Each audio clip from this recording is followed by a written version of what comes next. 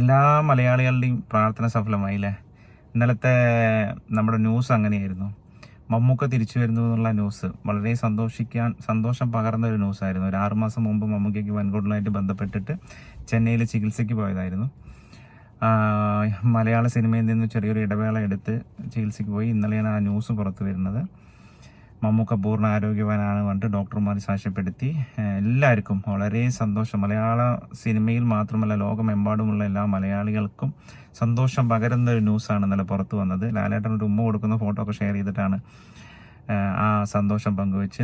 ഞാൻ ഉൾപ്പെടെയുള്ള മലയാളികൾക്കും മമ്മൂട്ടിയുടെ ഫാൻസ്, ഞാനൊരു മമ്മൂക്ക ഫാൻസ് കൂടിയാണ്, ഫാൻസിനുൾപ്പെടെ എല്ലാവർക്കും വളരെ സന്തോഷം പകരുന്ന ഒരു ന്യൂസാണ്.